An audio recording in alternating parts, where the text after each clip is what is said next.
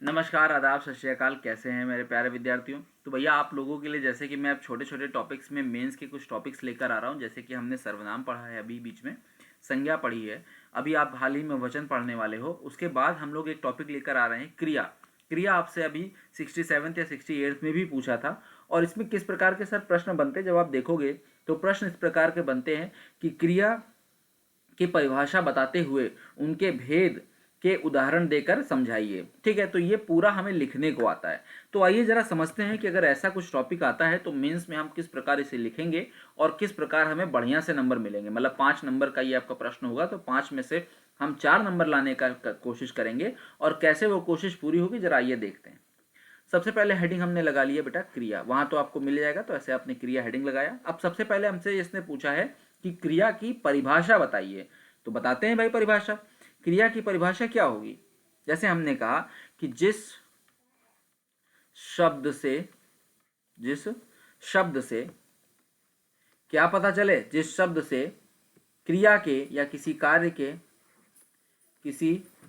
कार्य के होने अथवा क्या करने, होने अथवा किए जाने का बोध होता है बेटा, उसे आप क्या बोलोगे? उसे बोलोगे क्रिया। क्या बोलोगे बाबू? उसे बोल दोगे क्रिया। उसे हम क्रिया कहते हैं। अब अगर हम एग्जाम्पल से समझने की कोशिश करें कि सर कुछ एग्जाम्पल्स लगाते हैं और समझते हैं, तो जैसे हमने उदाहरण लिखा और उदाहरण में मैंने आपको बताया, जैसे हमने कहा सीता खा रही है। ठीक है, मोहन नाच रहा है। ठीक, रमेश पढ़ रहा है। अब यहाँ क्या हो रहा है, जरा देखो। यहाँ पे क्या हो रहा है, जब हम बात करते हैं सीता खा रही है, जब हम बात करते हैं नाच रही है, जब हम बात करते हैं पढ़ रही है या पढ़ रहा है, तो ये क्या है? ये हमारी क्रिया है। इससे पता चलता है कि हम क्या कर रहे हैं, क्या काम कर रहे हैं। ठीक है, खा रही है, नाच रही है, पढ़ रही है, पी रही है, जा रही है, आ रही है, ये सब हमारी क्या हो गई? क्रिया। ठीक है, ठीक है। अब देखो, दूसरी चीज यहाँ पे आपको एक प्रश्न आता है, क्रिया किसका भेद है? तो हमेशा ध्यान रखना बेटा, क्रिया जो है वो विकारी शब्द का भेद है। अच्छा, अब आपके दिमाग में एक प्रश्न उठ जाएगा, सर ये विकारी शब्द कौन होते हैं?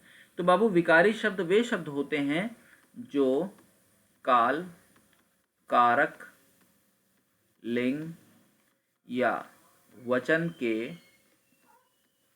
अनुसार क्या होते हैं? बदलते हैं। ठीक है, इसके 4 भाग होते हैं। अभी हमने इसके 4 भागों में से 2 भाग पढ़े।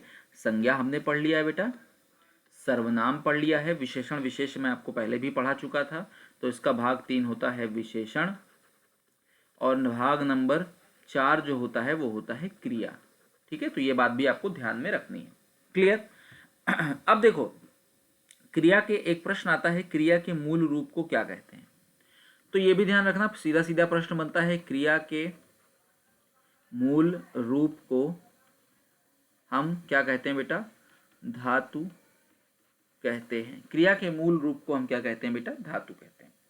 अब धातु भी 2 प्रकार के होते हैं। अगर हम बात करेंगे धातु की, तो एक होता है हमारा मूल धातु और एक होता है हमारा यौगिक धातु। मूल धातु और यौगिक धातु। अब सर मूल धातु और यौगिक धातु में क्या क्या अंतर पाया जा रहा है? तो बाबा, मूल धातु क्या होता है? वह धातु या यह स्वतंत्र, ठीक है, होती हैं। क्या होती हैं? स्वतंत्र होती हैं, तथा किसी पर निर्भर नहीं रहती। जैसे जैसे हमने कहा जा, खा, पी, रहे, तो ये सब क्या है बेटा? इसमें किसी को इनकी जरूरत नहीं है। मतलब ये अपना अलग काम कर सकते हैं, अपना अलग बता सकते हैं कि हाँ मैं क्या हूं, मेरा अर्थ क्या है, ये अपना अलग बता सकते हैं। लेकिन जब हम बात करते हैं वहीं पर यौगिक धातु की, तो जो यौगिक धातु होंगे उनका क्या सिनेरियो रहेगा बेटा? यौगिक का मतलब क्या होता है? योग। और योग में क्या होगा? मूल धातु में प्रत्यय लगा दीजिए। मूल धातु में प्रत्यय लगाकर बने शब्द को आप क्या बोलोगे? यौगिक धातु। जैसे जा में लगा दो, जा में क्या लगा दो? जा में लगा दो आना, जा ना, खा ना, या इसी को लिख दो खा कर, है ना, या पी कर, या रहना। तो ये सब क्या हो गया बेटा? ये सब क्या हो गया? आपका यौगिक क्रिया हो गया। ठीक है, क्योंकि इसमें हमने कुछ ना कुछ जोड़ दिया। क्या कर दिया? इसमें हमने कुछ ना कुछ तो जोड़ दिया है। ठीक है, अब जब इसको हम और लंबे से ले चलते हैं तो यहाँ पे आपको दो तीन चीज़ें मैं बहुत अभी ब्रीफ में तो नहीं बताऊंगा, ठीक है, क्योंकि इसको जब हम प्लस पे पढ़ेंगे तो हम आपको डिटेल में बताएंगे। लेकिन यहाँ पे आप एक चीज़ समझते चलिएगा कि जब हम बात करते हैं बेटा, जब हम बात करते हैं, देखो यहाँ पे यौगिक धातु की 3 क्रियाएं होती हैं। अगर हम बात करें यौगिक धातु की 3 क्रियाएं होती हैं, कौन कौन सी सर? तो एक आपकी होगी प्रेरणार्थक, ठीक है, क्या होगी? प्रेरणार्थक। एक आपकी होगी यौगिक, और एक आपकी होगी नाम धातु। ये सारे चीज प्रश्न पेपर में पूछा जाता है। प्रेरणार्थक में क्या होगा? आप कोई भी काम स्वयं से नहीं करेंगे, किसी दूसरे से करवाएंगे। जैसे मैंने अपना पत्र लिखा, ये हो गया मैंने अपना काम किया, लेकिन मैंने राम से पत्र लिखवाया, मैंने मोहन से खाना बनवाया। तो जहां पर आप काम ना करके किसी दूसरे को काम सौंप दीजिए, वहां पे प्रेरणार्थक हो गया। यौगिक क्रिया क्या होती है सर? यौगिक क्रिया वो क्रिया होती है बेटा जहां पर आपको किसी के साथ आना पड़े। जैसे रोना धोना, रोना धोना, दो क्रिया एक साथ आई। जैसे चलना फिरना, चलना फिरना, दो क्रिया एक साथ आई। जैसे उठना बैठना, या उठ बैठ, या उठना बैठना, ठीक है, ठीक है। जैसे खेलना कूदना, तो ये सब क्या हो जाएंगे? आपके यौगिक धातु हो जाएंगे। और नाम धातु में क्या होता है? जो नाम धातु होती है वो बेटा संज्ञा या विशेषण से बनने वाली क्रियाओं को क्या कहते हैं? संज्ञा या विशेषण से बनने वाली क्रिया क्या कहलाती है बेटा? नाम धातु कहलाती। जैसे गाली से क्या होगा? गरियाना, ठीक। जैसे लात से क्या होगा? लतियाना, है ना। जैसे चिकना से क्या होगा? चिकना से क्या होगा? चिकनाना, है ना। ठंड से क्या होगा? ठंड से क्या होगा? ठंडाना। तो ये सब क्या हो जाएगा? आपका नाम धातु क्रिया हो जाएगा, ठीक। अब अगर हम बात करें क्रिया के भेद की, तो ये तो धातु के भेद हो गए। अब हम बात करते हैं क्रिया के भेद की। क्रिया के यहां पर अगर आप देखोगे तो अगर हम रचना के आधार पर देखें बेटा, रचना के आधार पर क्रिया के, ठीक है, रचना के आधार पर क्रिया के भेद, ठीक, दो हो जाएंगे। यहां हो जाएगा आकर्मक, यहां हो जाएगा साकर्मक, ठीक है। आकर्मक में क्या होगा? जहां पर बेटा क्रियाओं का असर किस पे पड़े?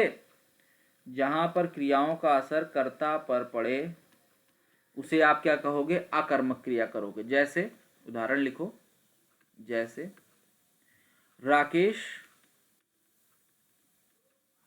रोता है, राकेश रोता है, सांप रेंगता है, ठीक। सकर्मक क्रिया क्या होती है बेटा? जहां पर क्रिया का असर कर्ता पर न पड़ के कर्म पर पड़ जाए। क्रिया का असर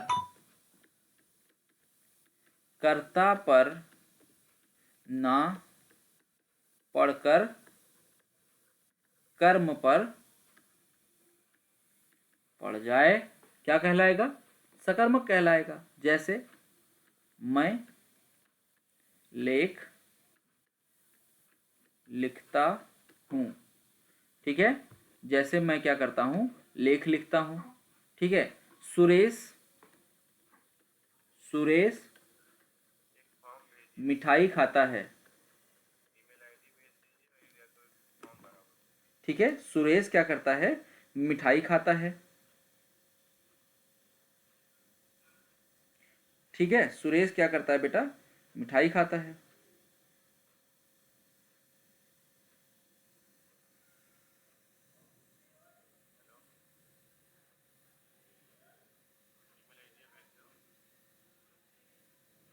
डन, ठीक है।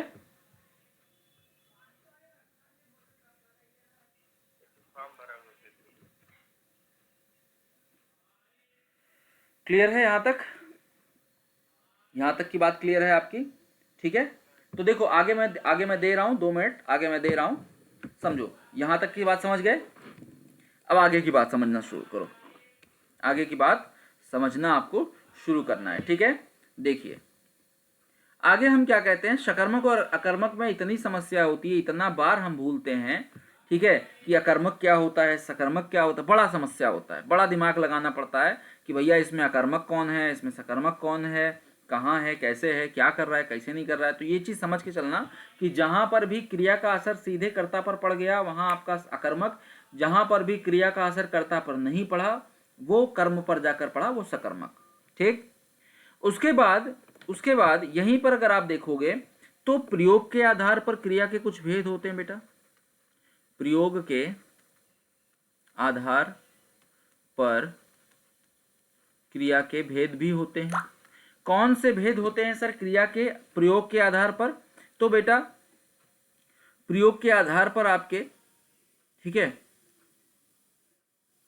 एक मिनट रुको, इसको करो रचना के आधार पर, या सीधे इसको हटा दो, काम करो यहाँ पे, ये चीज समझ लो। देखो एक होती है बेटा आपकी रूढ़ क्रिया, क्रिया ही सीधे समझ लो, रूढ़ क्रिया। रूढ़ क्रिया क्या होती है? जैसे वो छोटी क्रिया होगी जो जो धातु से बनेगी। रूढ़ क्रिया क्या होती है? ये धातु से मिलकर बनती है। जैसे अगर हम बात करें तो लिखना, पढ़ना, खाना, पीना, ये क्या हुआ? ये किससे बन रही है? ये हमारी बन रही है धातु से, ठीक है। और जब हमने बात की थी यौगिक क्रिया की तो वहां पर प्रेरणार्थक था। अब संयुक्त क्रिया क्या होती? जहां पर दो एक साथ आ जाएं, नाम धातु।